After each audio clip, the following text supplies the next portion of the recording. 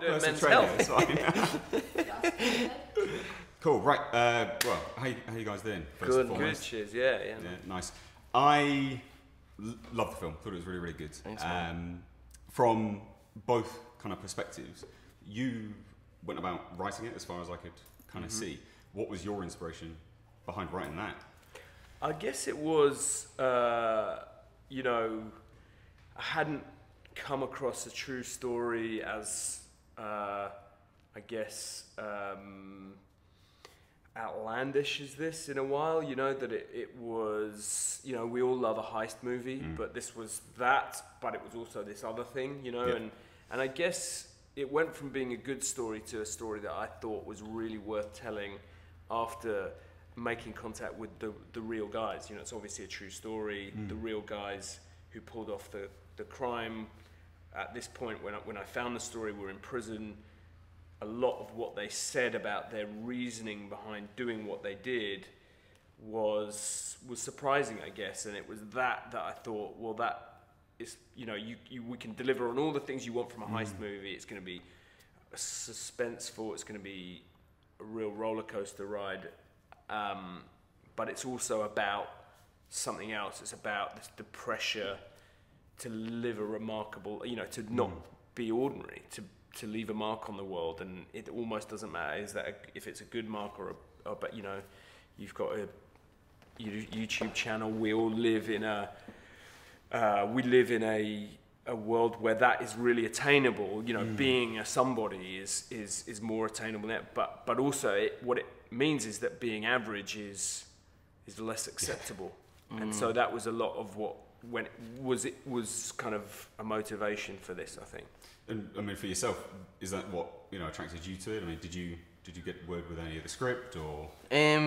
Bart was what attracted to me. You know, I'd seen The Imposter and wanting to work with Bart. And then when I read the script as well, you know, it was so well written, and you know, the good twist on it, and because you had all that written into it, you know. And usually when you read that, you're kind of like, how do you do that? Like, you know. I mean, how did it read? Because surely you're sat there saying, well, how did you do that? I mean. Yeah, I am. Like, but I knew, like, going into the movie that, you know, because Bart always said, it's just gonna be like this, and then I'm gonna, and then this, and then I'm like, okay, you know, yeah, that's good. Like, but I knew I was in good hands from seeing The Imposter. So. Yeah. From like a creative perspective, I'm guessing you had full, or at least most creative control over the film, especially if you wrote it like that. I mean, how? Yeah, actually, only now do I realize how lucky I was in that respect. You know, it was lucky because the screenplay was really unconventional.